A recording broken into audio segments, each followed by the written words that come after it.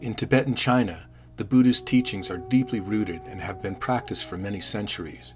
Just as the Buddha demonstrated, countless beings here accomplished the purpose of going beyond all suffering for the welfare of others. These ancient Buddhist saints have caused the Dharma to flourish in these countries.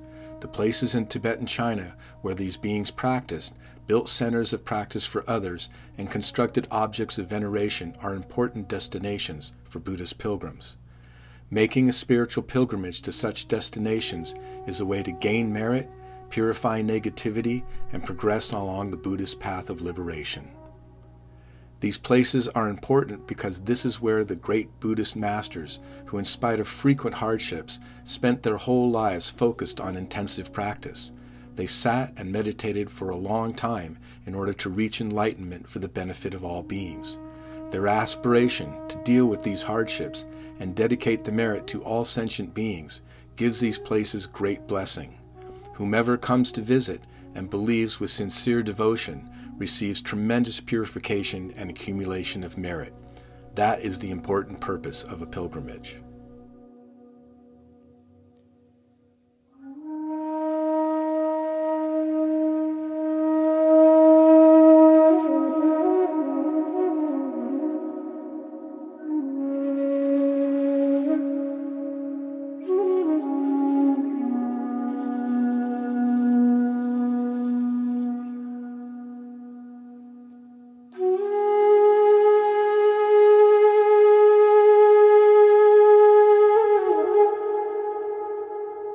Could you tell me who all these people are? Mary, Rick, me, Sandra, Rebecca, Gail, wife of these lamas, Bunny, yeah. That area, China's thermal area, where I saw the picture of the Beijing and it's got little Mao Zedong. I feel very much some kind of sense of care. Someone who did so much harm to the world. So I was there where he lived. I see the serial picture there. It makes me some kind of sense of compassion or kind toward him is much more embrace than used to we talk about him. His picture, and I know he's there. He was there when he's doing all this negative. That's the place he did it. His body is not far from there, still there. And somebody encouraged to, if we go, they may allow to come to go around. And I was physically a little tired and mentally too emotional to go there. And then I did not go, but I was for a few days. Feeling of that is remained with my mind. I would not say this is too negative, but I would not say this is too positive. But this, some word we use, kind and compassion. I was thinking that he was there, where he doing all that things what we're hearing for whole life, nothing positive or negative, and then every single thing what he did is that very place. And then this the picture, the person, I can see him there, I can see his activity right there. It's make me what we call it doesn't come negative as so angry and positive as so joyful, but some sense I can see this is a incredible way to experience that's not related to he and me. He's not my enemy. He doesn't do anything to me. He doesn't help me anything at all. But it is kind of called unconditional emotions. I will not say compassion, emotion, as I'm a human being, ordinary being, unconditional emotion. But this emotion doesn't feedback me negative. It bring me more freedom, actually, somewhat, look, and also I can see some space No matter what kind of problem you have space there. So that's what I can gain. It's something special there, you know. This is I like to say because that's what I experience. The Forbidden City in Beijing, China was one of the first major destinations of our pilgrimage group. The Forbidden City is where the second Karmapa, Karmapakshi, in the 13th century visited the court of the Chinese Emperor Mongke Khan, performing miracles to demonstrate his mastery of worldly phenomena. By doing so, he helped the Tibetan tradition of the Buddha Dharma to be respected equally among the other religious sects and traditions, and actually caused the Dharma to flourish. When Mongke Khan died, his brother Kublai Khan became Emperor of China and tried to punish the Karmapa for refusing an invitation to remain in his court. Because of Karmapakshi's realization, seeing all phenomena as lacking in inherent existence, empty in nature, he survived attempts on his life by Kublai Khan. With his great patience and immeasurable compassion, he turned Kublai Khan to the Dharma path and became his teacher. In the early 15th century, the fifth Karmapa, Deshin Shekpa, was invited to China by Emperor Yunglou. Yunglou was said to be an emanation of the Bodhisattva Manjushri, who with his high-level realization could see the subtle-level black crown worn by the Gyalva Karmapa, and he requested the Karmapa's permission to make a physical black crown to benefit beings. The Karmapa gave permission, which was the origin of the black crown ceremony. He is said to have displayed many miracles in Beijing for 100 days, which Emperor Yunglou had artists record in paintings and records written in many languages.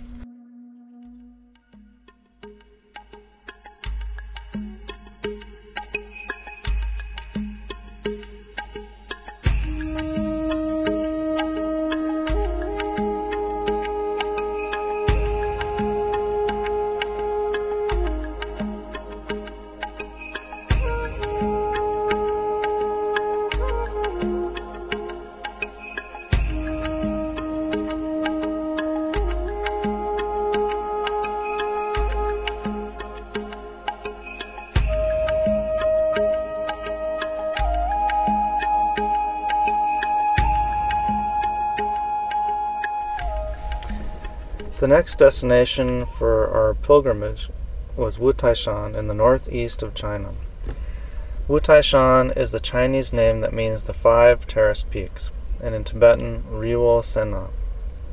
For Chinese and Tibetan Buddhism, Wutaishan is the earthly mandala of the Bodhisattva Manjushri. It is within a national park in China and is a UNESCO World Heritage Site encompassing the 5 mountains, the central, north, east, south, and western peaks. Do the people that practice Buddhism, the Chinese Buddhists that are practicing in China, like they're at the 5 terraced peaks, are they criticized or limited by the government? Are they harassed by the government? You can put that on too. That's a good question too. I want to say this. It's not something I could say a lot there, but is this mountain, you question is this mountain is people practicing Chinese there practicing or Chinese limiting the practice. What I experience here, there is many cultural people there, mainly Chinese people and Tibetan, Mongolian. Then all the race or European and American also there. And some of them maybe come to just tourists, some of them looking spiritual pilgrimage. So I see this mountain is where is people think wishful feeling, wishful feeling jam. So all over the world come and visiting this mountain and expecting the blessing and purifications, peace, all these things. But I don't see anyone control to do or not do it. Everybody free to move on. So, but I am the few day there, and I'm walking through. So, what behind authority control is not my knowledge. But what I might see, the moment I was there, is look like quite flourishing Buddha Dharma, and especially so many Tibetan and Chinese. Has the Chinese government lightened up or backed off of its restrictions from the past? Have they opened up and allowed for more Buddhist practice even within China? My own experience, I don't see they controlling, So that means they're quite open, Okay. and want to do something according to Buddha Dharma and spiritual, not against any government or political. I don't think they will do anything. They allow you to do any spiritual way you want to do. Wu Taishan has been important for Tibetan Buddhism since the 5th Karmapa, Deshin Shekpa, made a pilgrimage there in the early 15th century during his stay in China. There are over 50 Buddhist monasteries in the Chinese and Tibetan traditions. Both traditions follow the Mahayana or Great Vehicle teachings of Buddhism. The Mahayana is the path of the Bodhisattva that originated with Lord Buddha's second turning of the wheel of Dharma, also called the middle way, emphasizing the relative and ultimate views combining limitless compassion for all sentient beings with the cultivation of transcendental wisdom, the view of emptiness. For this reason, pilgrims come to Wu Taishan trusting that the Bodhisattva Manjushri is one who can bestow the blessing of intellectual acuteness to understand the profound Dharma and the special intellect, or prajna, needed to understand the profound middle way teachings on the definitive nature of reality beyond appearance. Our pilgrimage group went to the summit of the north peak of Wu Taishan, making offerings and prayers at the Manjushri temple there. We also visited the very famous Taiyuan Stupa in the valley of Wu Taishan. The Taiyuan Stupa is the most visible monument in Wu Taishan, very close to where we stayed. An Indian yogi brought the relics of the Buddha Kashyapa, the third Buddha of this age, in a crystal vase to Wu Taishan, which the stupa was built to enclose. The Tibetan Buddhist influence can be seen with the prayer wheels and stone carvings of Buddhas and Bodhisattvas such as Tara, Manjushri, Vajrapani, and yogis such as Marpa and Milarepa. Also, another place we visited in Wu Taishan was the Zhenhai Temple. This is the monastery that was the seat of the great 18th century master, Shankya Rilpe Dorje, of the Gelugpa tradition. This great master accomplished the translation of the Tengyur, the approximately 225 volumes of commentaries on the sutras, from Tibetan into Mongolian. He was an important influence in the protection and flourishing of the Buddha Dharma in Tibet and China. He was a translator, spiritual guide, preceptor, and advisor to the Chinese Emperor Qianlong. Visiting the beautiful stupa at Zhenhai Temple is like receiving the blessings of Shankya Rilpe Dorje.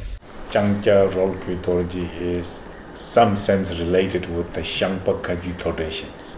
This Lama was a lineage of Mahakala, Yingzhu meaning hard essence practice of Mahakala. Another place we visited in Wu Taishan was the Avalokiteshvara cave. This is the retreat hermitage where the 6th Dalai Lama, Sangyan Gyaltso, meditated and accomplished the practice of the Bodhisattva of loving-kindness and compassion, Avalokiteshvara, in the early 18th century. His Holiness Dalai Lama staying 7-year retreat in this cave, and I think he just doing Avalokiteshvara practice. But Avalokiteshvara is emanation of Avalokiteshvara, but he did the retreat, very strict retreat, in 3 years in this mountain, this cave. At the time, he saw the vision of the Mahakala with 6 of Mahakala with the retinue. Avalokiteshvara's name in Tibetan, Chenresid, means all-seeing eyes of compassion. Today, a Gelugpa monastery is built at the base of the mountain, and a steep but well-maintained path leads to the top. A 3-year retreat was in progress along this path, and at the top is the Avalokiteshvara temple that is a source of blessings for pilgrims and is also well maintained. Behind the temple is a spring that arose by the blessing of the 6 Dalai Lamas practiced there.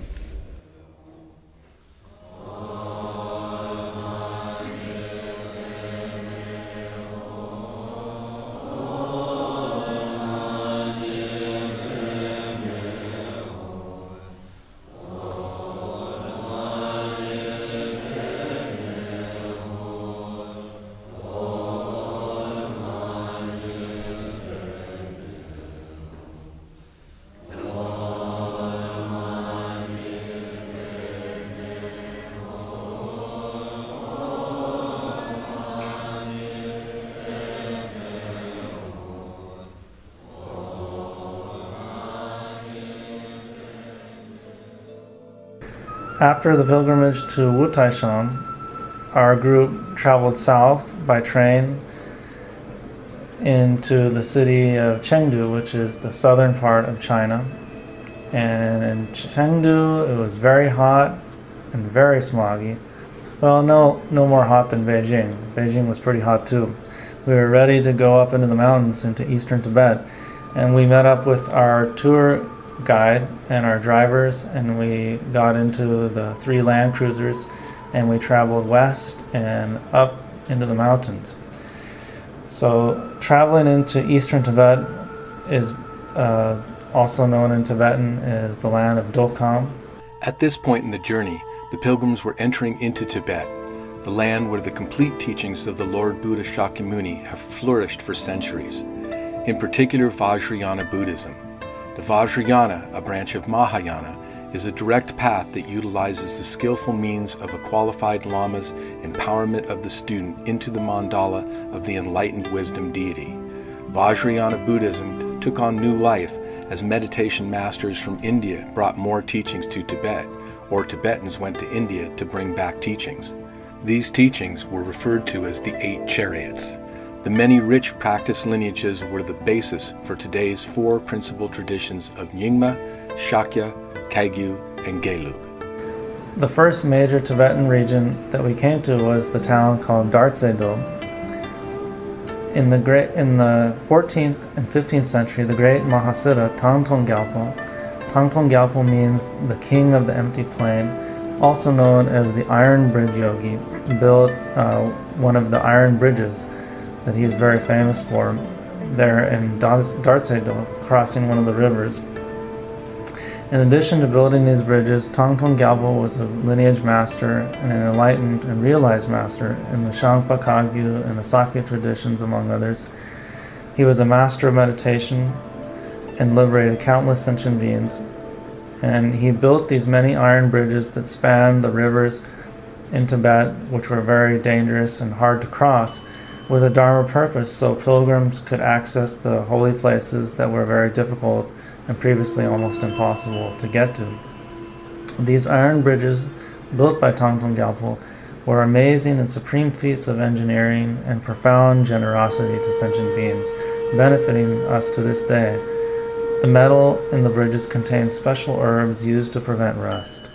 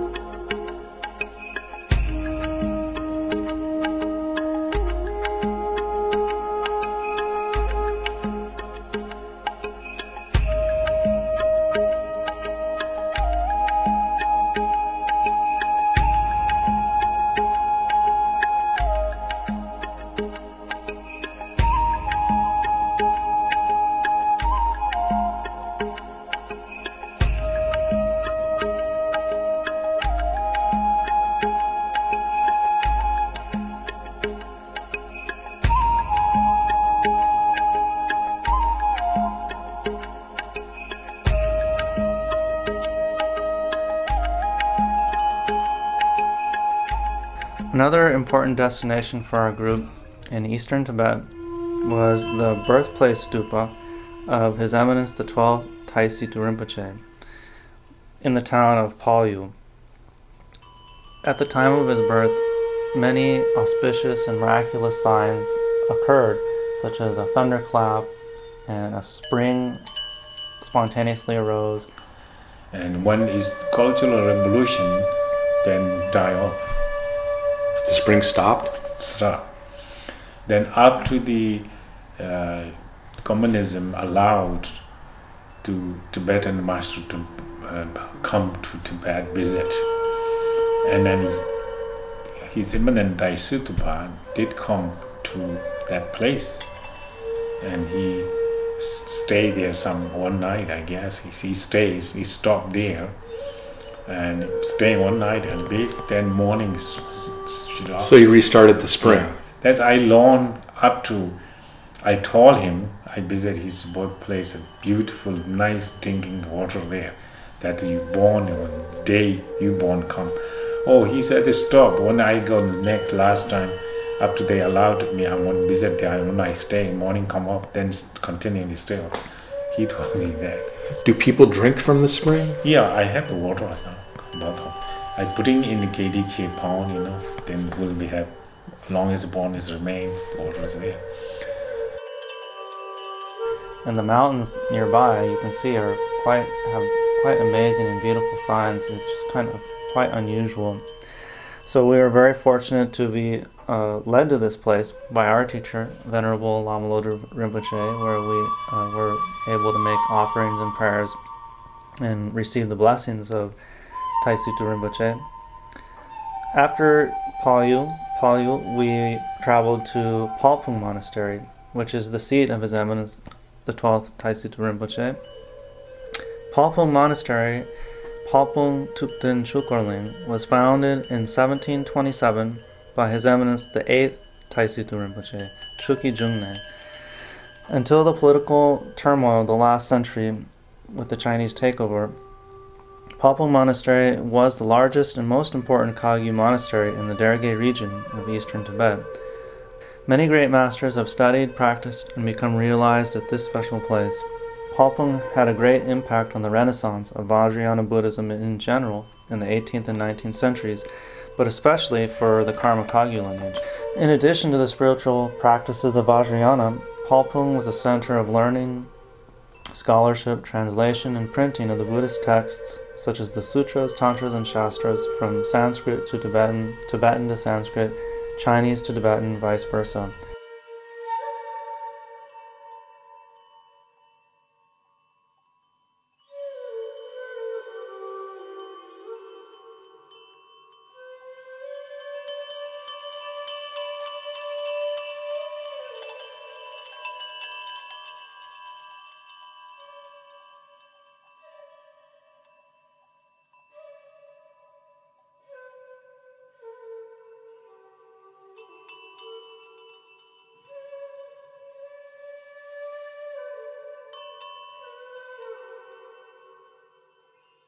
Palpung is one of the 25 sacred places in Eastern Tibet blessed by Guru Rinpoche. Self-arisen seed syllables, termas, and caves used for meditation by yogis since the time of Guru Rinpoche have been found in the Palpung region. Palpung is also famous for the Shedras, the schools for primary and higher education in Buddhist studies, medicine, astrology, and art, also having its own particular style, the Palpung style of Thangka painting. The 9th Situ Rinpoche, Pema Nyingje Wangpo, was one of the root gurus of the first Jamgon Kongtrul Rinpoche, Jamgon Kongtrul Lodu Taye. They established the upper and lower retreat centers of Palpung and were instrumental in the Rimé movement of the 9th century, which is the non-sectarian approach to practice lineages, teachings, and texts. The upper retreat center, Sadar Rinchen, is where the first 3-year retreat center in Tibet was built and was the center of the Shangpa Kagyu lineage. The first 3-year retreat cycle started under the direction of Janggon Kongtrul I in 1860 until the disruption of the last century, and then resumed again in 1984, and the 3-year retreat cycle's ongoing 3-year retreat cycle has continued to this day. The Lord of Refuge, His Eminence Kyabje Kalu Rinpoche, directed the expansion and renovation of the retreat center at Sadar Rinchen when he was the retreat master there starting in 1941. His Eminence Kalu Rinpoche, like Milarepa, is recognized and respected by all Tibetan Buddhist traditions. Our pilgrimage group stayed at the Palpung guest quarters, visiting the main temple, and had the opportunity to see the large Maitreya Buddha statue built under the direction of the 12th Taisutapa. At Sadar Rinchen, we were welcomed by the retreat master Lama Yarge Rinpoche, a dear friend of Lama Lodu Rinpoche's, who gave us a tour of the grounds and imparted to us a rare blessing by the talking green tar statue, which was acquired by Jamyang Khyentse Wangpo, another proponent of the non-sectarian Rimé philosophy in the 19th century. and a guru of the first Jamgon Kongtrul Rinpoche. During our stay there and our visit to Sadra Rinchen, 40 monks were in retreat, so we couldn't go inside, but there was definitely blessing imparted to the land and to all sentient beings by virtue of their practice. While visiting Palpung Monastery, Lama Lodu Rinpoche felt the presence of the first Jamgon Kongtrul, Lodu Tae, the second Jamgon Kongtrul, Kensei Oser, the third Jamgon Kongtrul, Choki Senge, the fourth Jamgon Kongtrul, Lodro Choki Nyima, and Kala Rinpoche. Blessing strength of the Jamgon Kongtrul, Lodu Tae, second Jamgon Kongtrul, Kensei Oser, the Jamgon Kongtrul, the third Choki Senge, Jamgon Kongtrul, fourth Choki Nyima. And then Kala Rinpoche, their presence is very strong while I was there. Also, the retreat master at the Sadra Rinchen Retreat Center allowed him in to practice for a day with the 3-year retreatants and spend another day in solitary retreat. In addition to the retreat master allowed me to visit inside and participated with the retreatant for one whole day, expanded Chu practice, which called cutting through ego. Joined with the retreatant through permission of the retreat master Riyachi Rinpoche, I like that. So then, after I finished my retreat, and he wished to me to come back again next second day, I request him I want to alone practice myself. So he let me go stay my own place, and then third day, God came pick me up, and then I go join group, then continue.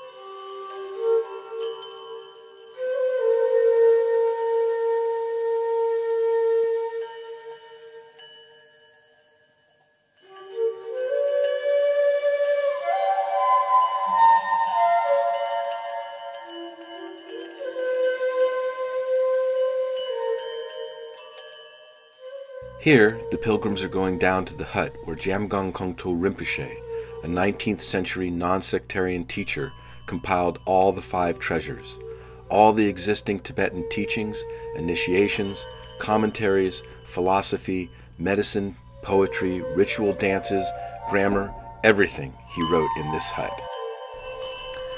The first Jamgon Kongtrul Rinpoche compiled the 5 great treasuries as the epitome of the Rimé philosophy, while residing at Sadra Rinchen, preserving in these volumes the rare and precious teachings of not only the Kagyu tradition, but that of the 8 practice lineages. This immense work proved to be critical to the survival of the many Vajrayana traditions during the times of political turmoil.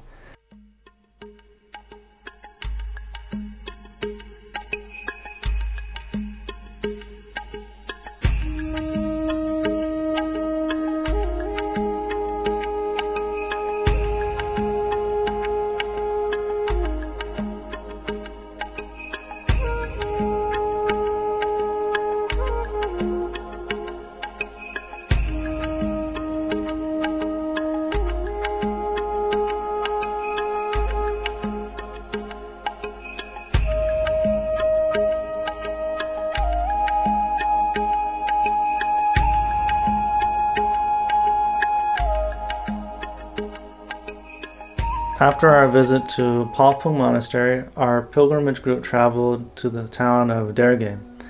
Derge is one of the larger towns in Eastern Tibet. The kings of Derge were important benefactors of the Kagyu lineage, funding the construction of Palpung Monastery at the time of the 8th Situ Rinpoche, and from then on were disciples of Taisitu and his following incarnations. Within the town of Derge is the Derge Kenshin, which is a special and holy place because it's a printing press of the sutras, the words of the Buddha Shakyamuni, and the Shastras, that is, the commentaries on the sutras. The sutras are printed in red ink, the Shastras in black. On the roof of Derge Genshin there's a small green Tara temple, which we visited, and we were able to recite the homage to the 21 Taras with the resident Lama. Also from the roof of Derge Genshin we could get a clear view of the cave of the great Mahasiddha, Tangtung Gyalpo. We practiced the Chenresig Sadhana, which has Tangtung Gyalpo's blessings, in view of this cave, and received Tangtung Gyalpo's blessings. Just a few short blocks from Derge Genshin, we walked to a very small Tangtung Gyalpo temple. A Lama practiced there in the Sakya tradition, and we felt a kinship with him, being both disciples of the great master Tangtung Gyalpo. We got to see a statue of Tangtung Gyalpo, said to be made by him, his own hand, that was recovered and rebuilt after partial destruction during the Cultural Revolution. A beautiful painting on the temple wall of Tangtung Gyalpo himself is said to be his own work. The resident Lama told us that certain high Lamas have seen an old man resembling Tangtung Gyalpo in the vicinity, following him inside the temple and then seeing him dissolve into the painting.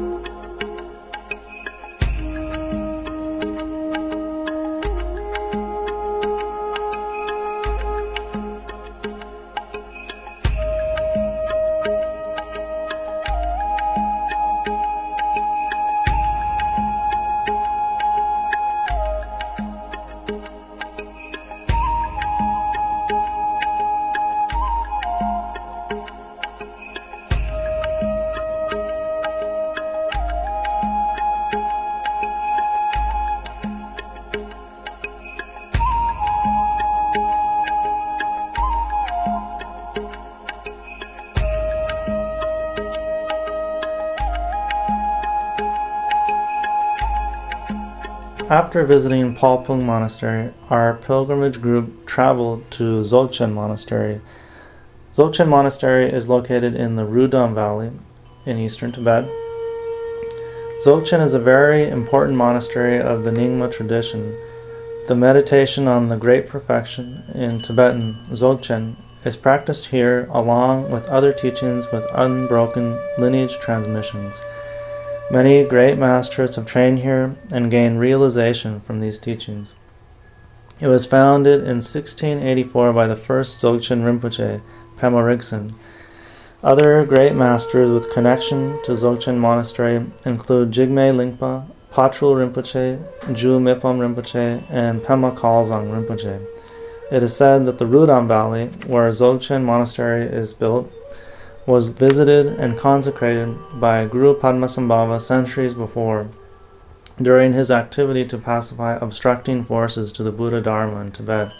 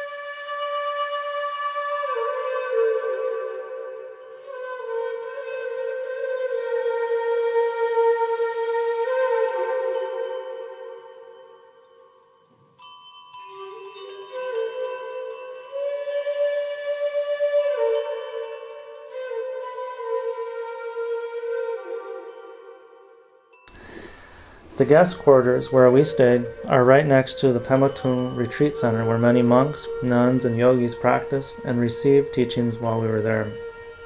Many stupas are built at Pema Tung, and there's a standing Guru Rinpoche statue, golden in color, in the foreground of Pema Tung, giving pilgrims ample opportunity to do kora, or clockwise circumambulation, make offerings, and to gain merit and purification. At night, the Sangha members practiced the Chud ritual, and our pilgrimage group had the opportunity to sit in and get the blessings.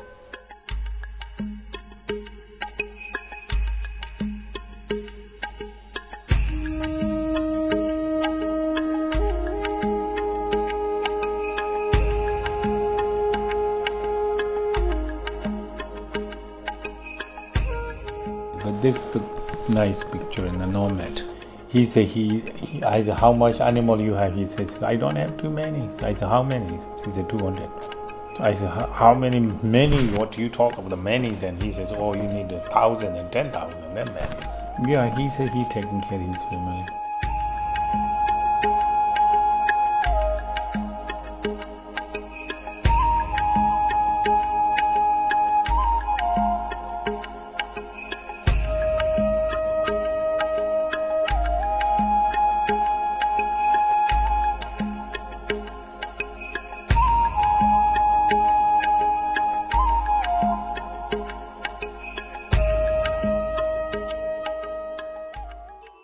Jekwando in Eastern Tibet is the name of the town that was the last pilgrimage destination along our route.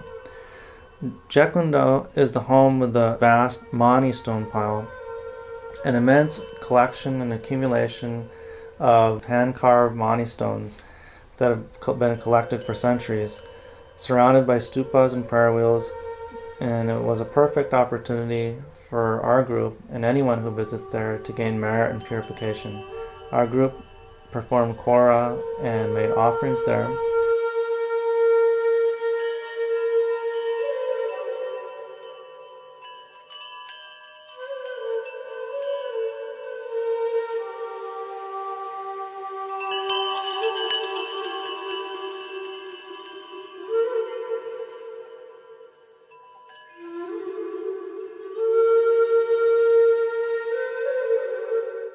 After that, we visited the various temples of the Trungpa Monastery, another great monastery upholding the Karma-Kagyu lineage. Trungpa Monastery is the seat of the 9th Kenshin Trungpa Rinpoche. One of the branches of Trungpa Monastery that we visited was the Princess Wencheng Temple. Princess Wencheng Temple was built over 1,300 years ago in the 7th century by Princess Wencheng, the Chinese wife of the first Buddhist king of Tibet, Songtsen Gampo. The main temple shrine is built into the stone cliff in which the Buddha and Bodhisattvas are carved in the ancient 7th century style. This temple was rebuilt and expanded in the 15th century by the 7th Karmapa, Chudra Gyaltsen. The 7th Karmapa also put Sherab Gyaltsen, the first Trungpa Rinpoche, in charge of Trungpa Monastery as the abbot. Since that time, the subsequent incarnations of Trungpa Rinpoche and Tralag Kyabgon Rinpoche have taken responsibility to uphold the lineage by caring for the monastery and the Sangha as Trungpa Monastery's abbots. The mountain-sides nearby are covered with prayer flags, an amazing expression of people's faith in the Dharma and the great blessings of the place. Our group made offerings and prayers at Princess Wencheng Temple. Nearby is the older Trungpa Monastery that was severely damaged in the April 2010 earthquake. Many buildings collapsed and many people were hurt or killed.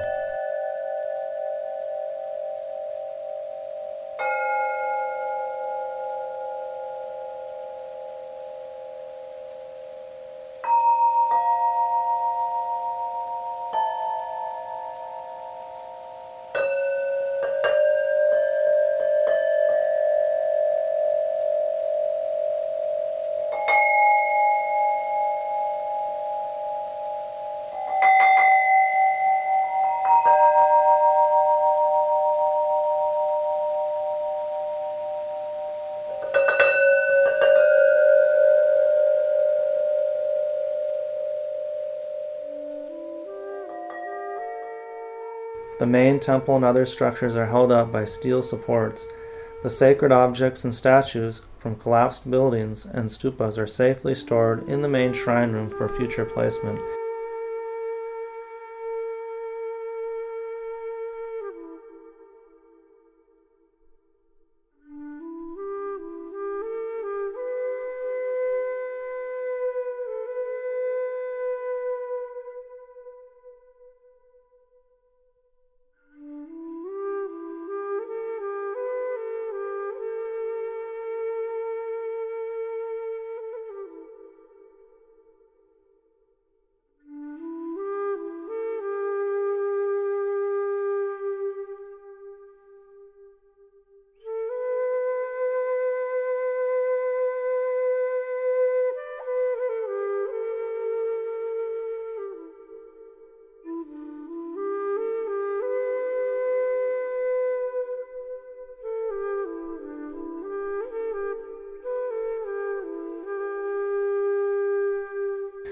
We met the resident lamas and monks, made offerings, and were served tea. Even with these hardships, the Dharma is alive with monks in their summer retreat, and a 3-year retreat was in progress at the nearby 3-year retreat center called Vairocana Retreat Center. He's the class clown of the monastery. Yeah, look like, yeah. And you're knocking on his helmet, his little watermelon helmet. Mm-hmm. Do they grow? Can they grow watermelons? No, I didn't think so. They bring from China because it's good to have humor because that's not Tangugan. Yes, that's all. That's so good. Through the blessings of the Kagyu lineage and the altruistic vision of the 9th Kenshin Trungpa Rinpoche, the new Trungpa monastery is under construction. Our group performed Kora and paid our respects there. It is so inspiring to see the time, effort, and resources being used for virtuous ends to preserve the Buddha Dharma in general and keep alive the spiritual heritage of the Karma Kagyu tradition.